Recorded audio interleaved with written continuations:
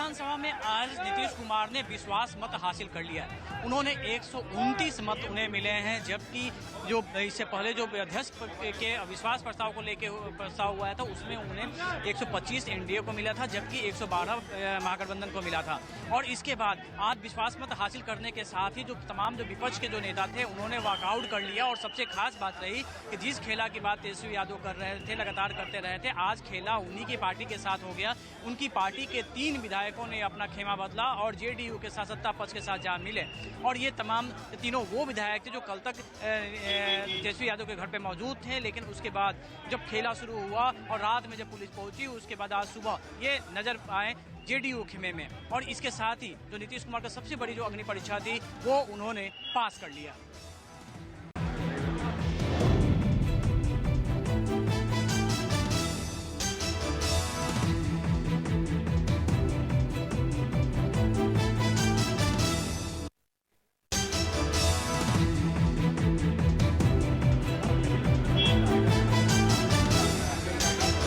ठीक है। बिहार विधानसभा में आज नीतीश कुमार ने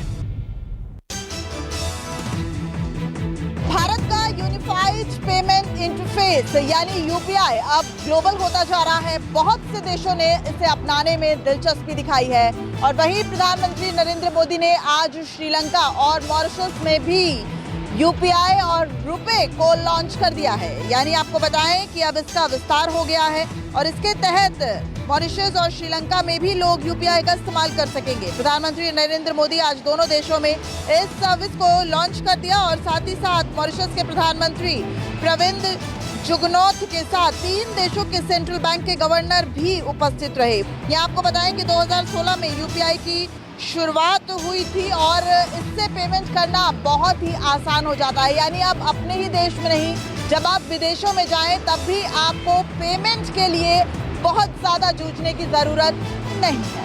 कैमरामैन संजय राहुल के साथ दिव्या अग्रवाल, दिल्ली, न्यूज़ 24।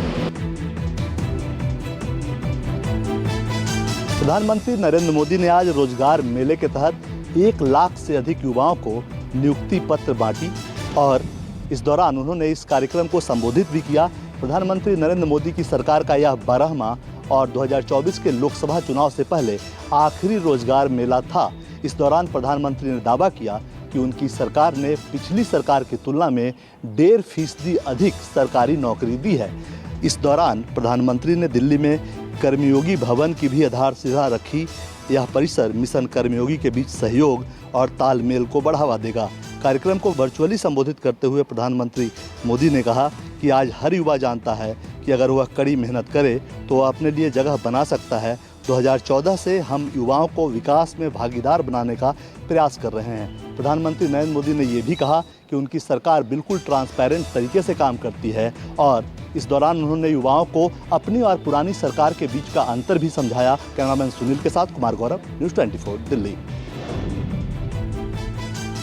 किसानों ने अपनी मांगों को लेकर दिल्ली कूच का ऐलान किया हुआ है और यही कारण है कि आज चंडीगढ़ में एक अहम बैठक किसान नेताओं और केंद्रीय मंत्रियों के साथ होने जा रही है एमएसपी कानून को लागू करवाने के लिए। और यही कारण है कि सभी की नज़रें इस बैठक के ऊपर लगी हुई हैं। बेशक अलग अलग जो किसान यूनियन है, चाहे वो पंजाब की हैं या फिर हरियाणा की हैं, 26 ऐसी किसान यूनियन हैं जिन्होंने दिल्ली कूच के लिए अपनी जो तैयारियां हैं वो पूर्ण कर ली हैं। और वहीं पर पंजाब और हरियाणा के बॉर्डर पर धारा 144 लगा दी गई है और इसी तरह चंडीगढ़ में भी धारा 144 लगा दी गई है। अब देखना होगा कि किसानों और केंद्रीय मंत्रियों की बैठक सफल होती है या असफल होती है, इसी के ऊपर सभी की निगाहें लगी हुई हैं और उसके बाद निर्णय लिया जाएगा कि कितने बजे सुबह किसानों ने दिल्ली कूच करना है। कैमरामैन गंभीर सिंह राणा के साथ विशाल इंग्लिश, न्यूज़ 24, चंडीगढ़। दिल्ली के तमाम बॉर्डर्स पर ठीक वैसी ही तस्वीर दोबारा से दिखने लगी है जैसी साल 2021 के आसपास देखी गई थी। दिल्ली के तमाम बॉर्डर्स को पूरी तरह से सील किया गया है। देखिए, मैं इस वक्त गाजीपुर बॉर्डर पर हूँ और यहाँ की आपको तस्वीर दिखा रहा हूँ। देखिए किस तरीके से जो नीचे सर्विस लेन है उसको पूरी तरीके से बंद कर दिया गया है और यहाँ पर पहले से ही पैरामिलिट्री फोर्स के जवान और दिल्ली पुलिस के जवान तैनात हैं। दरअसल किसानों ने ऐलान किया हुआ है कि वो 13 फरवरी को दिल्ली आएंगे ट्रैक्टर लेकर, जिसको देखते हुए दिल्ली पुलिस ने चारों तरफ से दिल्ली के जितने भी बॉर्डर हैं, चाहे वो दिल्ली यूपी बॉर्डर हो, चाहे दिल्ली हरियाणा के बॉर्डर हो, सभी जगह पर सुरक्षा बेहद कड़ी कर दी है, मुस्तैद कर दी गई है और लगातार हर आने जाने वालों पर नज़र रखी जा रही है। दरअसल कुछ खुफिया सूचनाएं भी मिली हैं कि किसानों की आड़ में कुछ असामाजिक तत्व भी इसमें शामिल होकर दिल्ली में कुछ गड़बड़ कर सकते हैं, जिसे देखते हुए दिल्ली पुलिस अलर्ट पर है और केंद्र से अतिरिक्त जो है वो सुरक्षा बल की मांग की गई। जमसन प्रहलाद सिंह के साथ विमल कौशिक, न्यूज़ 24 दिल्ली। राजस्थान के सरकारी स्कूलों में पढ़ने वाली छात्राओं के लिए एक बड़ी खुशखबरी आई है। दरअसल भजनलाल सरकार ने फैसला किया है कि स्कूलों में पढ़ने वाली छात्राओं को अब सरकारी योजना के अनुसार काले रंग की ही साइकिल दी जाएगी। दरअसल साइकिलों के रंग को लेकर हमेशा से ही राजनीति होती रही है। साल 2008 में वसुंधरा राजे सरकार ने छात्राओं के ड्रॉप आउट को रोकने के लिए स्कूलों में सभी वर्ग की छात्राओं को साइकिल देने का ऐलान किया था। जब भी कांग्रेस सरकार आती है तो इन साइकिलों का रंग बदलकर काला कर दिया जाता है और जब बीजेपी सरकार आती है तो इनका रंग भगवा कर दिया जाता है। यही परंपरा करीब 17 साल तक राजस्थान में देखी गई थी। लेकिन अब लोकसभा चुनाव की आचार संहिता जल्दी ही लगने वाली है। ऐसे में भजनलाल सरकार ने यह तय किया है कि यदि आचार संहिता लग जाती है और नई साइकिलों का रंग बदलने की बात की जाती है तो उसमें टेंडर निकालना पड़ेगा। इसके अलावा साइकिलों का खर्च भी बढ़ जाएगा और यही कारण है कि सरकार ने जो साइकिल खरीदने का टेंडर अशोक गहलोत सरकार में पहले जारी हुआ था उसके अनुसार सप्लाई को लेने वाली है। कैमरामैन विजय सिंह के साथ श्रीवत्सन, जयपुर, न्यूज़ 24। लोकसभा चुनाव की तैयारियों के बीच समाजवादी पार्टी में अंतर्कलह खुलकर सामने आने लगी है। समाजवादी पार्टी के वरिष्ठ नेता स्वामी प्रसाद मौर्य के खिलाफ एक बड़ा तबका उनको पार्टी से बाहर निकलवाने की पैरवी कर रहा है और जिसमें सबसे बड़ा नाम सपा के मुख्य सचेतक मनोज पांडे का है। सपा नेता मनोज पांडे और स्वामी प्रसाद मौर्य के बीच जुबानी जंग तेज हो गई है। अयोध्या में भगवान रामलला की प्राण प्रतिष्ठा समारोह पर कटाक्ष करते हुए स्वामी प्रसाद मौर्य ने विवादित बयान दिया था, जिस पर समाजवादी पार्टी के मुख्य सचेतक मनोज पांडे भड़क गए थे और स्वामी प्रसाद मौर्य को विक्षिप्त इंसान कह दिया था और साथ ही साथ इशारों में मौर्य को पार्टी से बाहर करने की बात भी कही थी। इसके बाद से स्वामी प्रसाद मौर्य मनोज पांडे पर हमलावर हो गए। स्वामी प्रसाद मौर्य ने मनोज पांडे पर आरोप लगाते हुए कहा कि जैसे कांग्रेस पार्टी में आचार्य प्रमोद कृष्णन भाजपा के एजेंट की तरह काम कर रहे थे, वैसे ही मनोज पांडे भी हैं जो हमारी पार्टी में रहकर भाजपा के एजेंट के रूप में काम कर रहे हैं। मानस श्रीवास्तव, लखनऊ, न्यूज़ 24। शिवसेना उद्धव गुट के नेता संजय राउत ने मुख्यमंत्री एकनाथ शिंदे पर हमला तेज कर दिया है। संजय राउत प्रतिदिन मुख्यमंत्री एकनाथ शिंदे की फोटो किसी न किसी आपराधिक छवि के लोगों के साथ ट्वीट करते हैं और गृह मंत्री देवेंद्र फडणवीस से सवाल पूछते हैं। संजय राउत का आरोप है कि मुख्यमंत्री का वर्षा बंगला गुंडे बदमाशों को संरक्षण दे रहा है और इससे महाराष्ट्र में अपराध बढ़ रहा है। वहीं एकनाथ शिंदे के बचाव में अब बीजेपी भी उतर आई है। बीजेपी नेता प्रसाद लाड ने कहा है कि अगर कोई बड़े पद पर है तो उससे कौन मिलने आता है, उसका क्या बैकग्राउंड है, पता कर पाना काफी मुश्किल है। प्रसाद लाड यही नहीं रुके, उन्होंने कहा कि महाविकास अघाड़ी सरकार के दौरान 100 करोड़ की वसूली सरकार चलाई गई। इसके अलावा कोविड काल के दौरान बीएमसी में लगातार घोटाले पर घोटाले हुए। कैमरामैन दिलीप आवरे के साथ इंद्रजीत सिंह, न्यूज़ 24, मुंबई। लोकसभा चुनाव के मद्देनजर गुजरात भाजपा का गांव चलो अभियान, मुख्यमंत्री भूपेंद्र पटेल ने जिग्नेश मेवानी के विधानसभा क्षेत्र बड़गाम से की शुरुआत। लोकसभा चुनाव में जीत की हैट्रिक लगाने के लिए गुजरात भाजपा काफी पहले ही सक्रिय हो चुकी है। अन्य कई कार्यक्रमों के साथ कल से गुजरात भाजपा ने राज्य के हर कोने कोने में बसी जनता से संपर्क बनाने और उनके वोट को अपने पाले में लाने के लिए अब गांव चलो अभियान की शुरुआत की है, जिसके तहत बीजेपी के बूथ स्तर से लेकर मंत्री स्तर के नेता और कार्यकर्ता गुजरात के गांव-गांव जाकर जनसंपर्क करेंगे। इतना ही नहीं, वो गांव में रात्रि विश्राम भी करेंगे। गांव चलो अभियान के तहत गुजरात बीजेपी के 53,000 बूथ के 57,000 कार्यकर्ता गांव-गांव तक जाएंगे और गांव में 100% मतदान की अपील के साथ बीजेपी के 5 लाख की लीड के साथ जीत के लक्ष्य को साधने की कोशिश करेंगे। कैमरामैन प्रभात के साथ प्रेम सिंह, अहमदाबाद, न्यूज़ 24।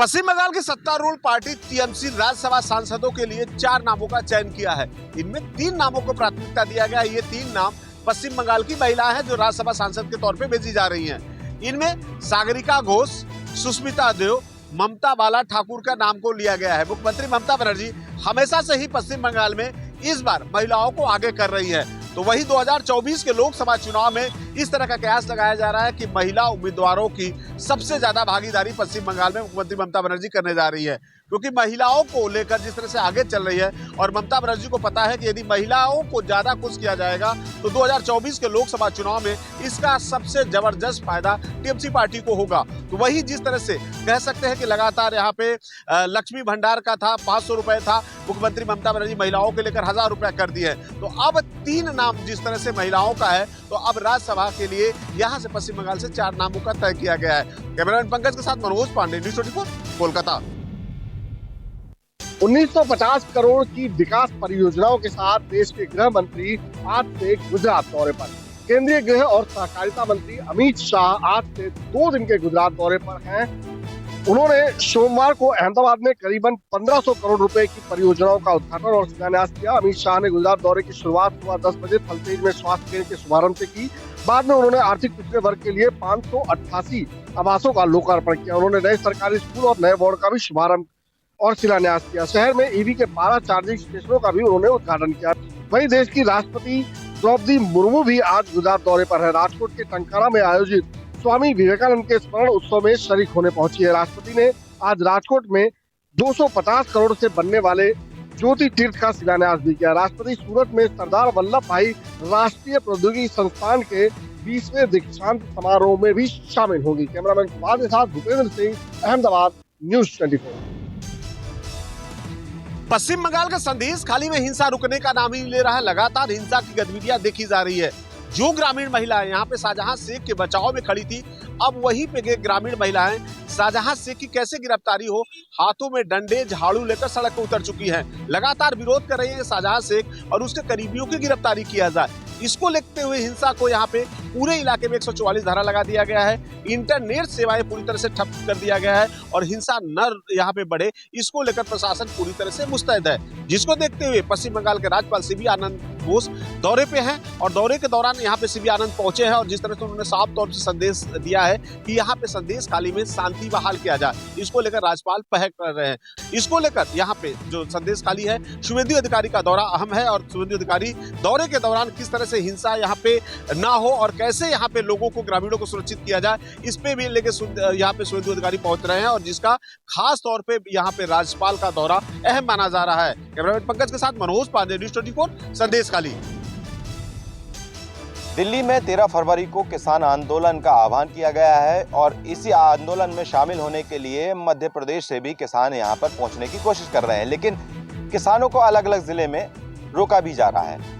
अभी तक की जानकारी ये सामने आई है कि नर्मदापुरम जिले के अलावा भोपाल के रेलवे स्टेशन और इसके साथ ही रीवा और जबलपुर में भी जो किसान नेता हैं उनको यहाँ पर रोका गया है। इस पूरे मामले में अब तक अगर सबसे ज़्यादा जो किसान नेता हैं वो नर्मदापुरम जिले में हैं और जिनको अभी तक की 3 लोगों की गिरफ्तारी बताई जा रही है जो हुई है।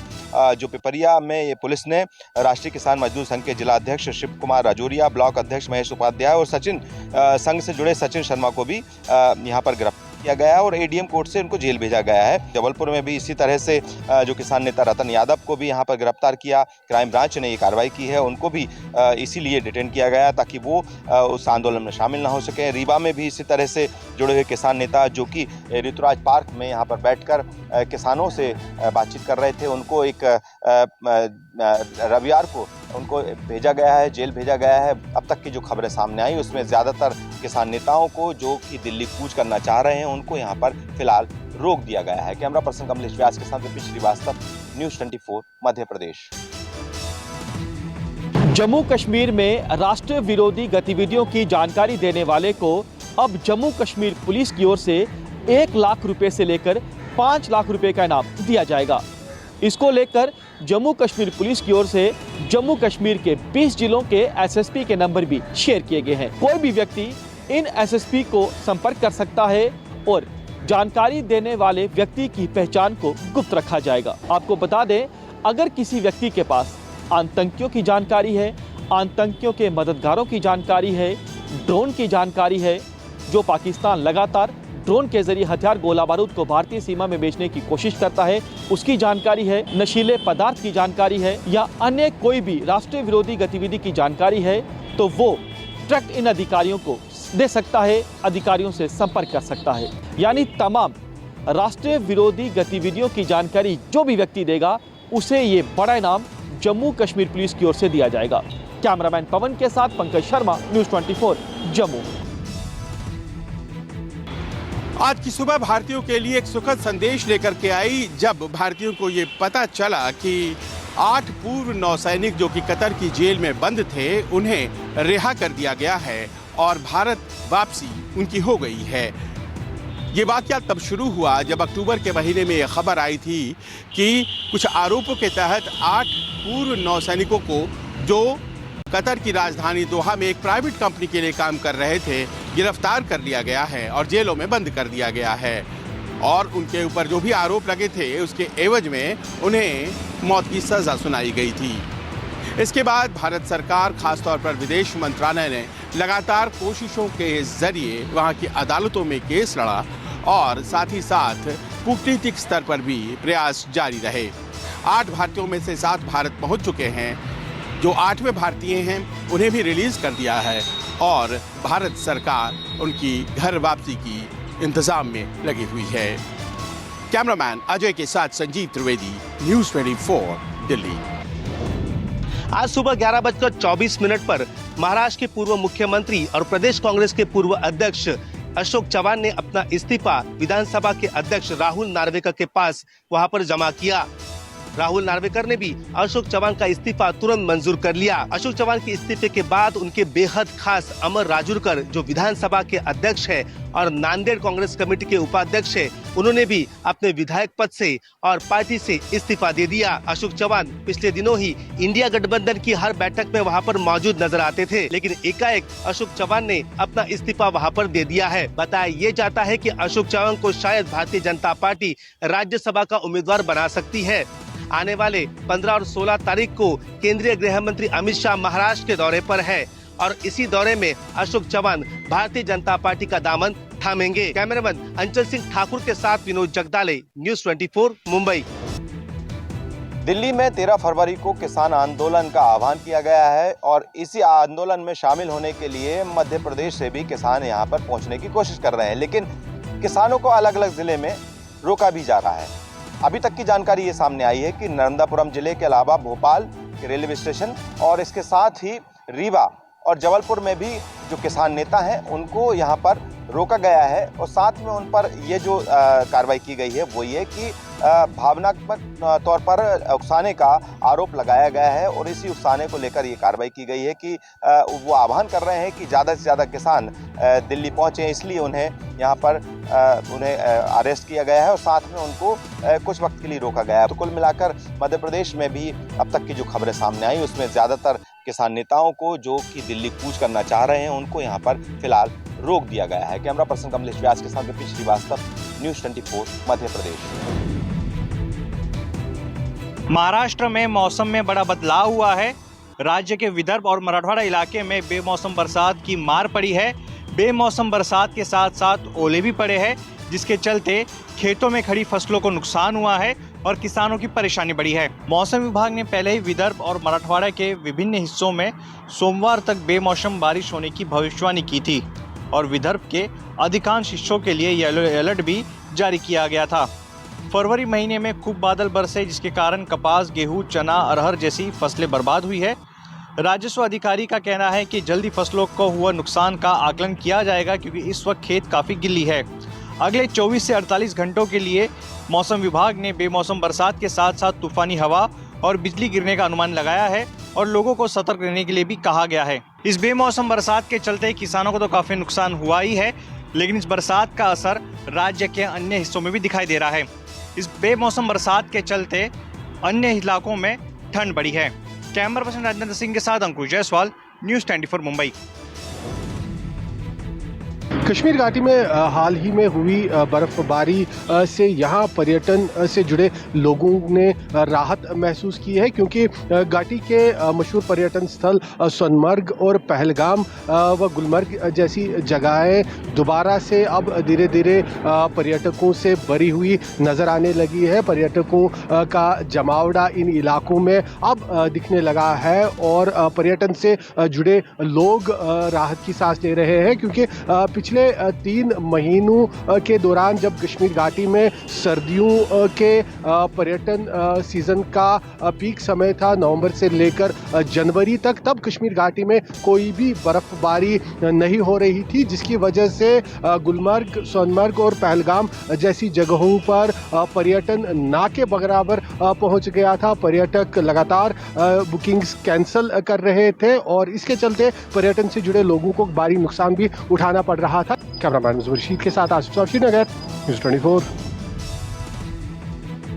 दिल्ली के मुख्यमंत्री अरविंद केजरीवाल और पंजाब के मुख्यमंत्री भगवंत मान ने आज अयोध्या दौरे पर भगवान रामलला के दर्शन पूजन किए। दरअसल आज दिल्ली के मुख्यमंत्री अरविंद केजरीवाल और पंजाब के मुख्यमंत्री भगवंत मान अयोध्या दौरे पर थे, जहां महर्षि वाल्मीकि एयरपोर्ट से सीधे केजरीवाल और भगवंत मान का काफिला राम मंदिर पहुंचा, जहां दोनों राज्यों के मुख्यमंत्री ने रामलला का दर्शन पूजन किया। अभी तक कई बीजेपी शासित राज्यों के मुख्यमंत्रियों ने अपनी कैबिनेट के साथ रामलला का दर्शन पूजन किया है। हालांकि दर्शन के बाद केजरीवाल और भगवंत मान हाथ हिलाते हुए लोगों का अभिवादन स्वीकार करते हुए निकल गए। यहाँ आपको ये भी बता दें कि बीती 11 फरवरी को मुख्यमंत्री योगी आदित्यनाथ ने अपने मंत्रियों और बीजेपी विधायकों के साथ अयोध्या में रामलला के दर्शन पूजन किए थे। कैमरा पर्सन धर्मेंद्र साहू के साथ अशोक तिवारी, अयोध्या, न्यूज़ 24।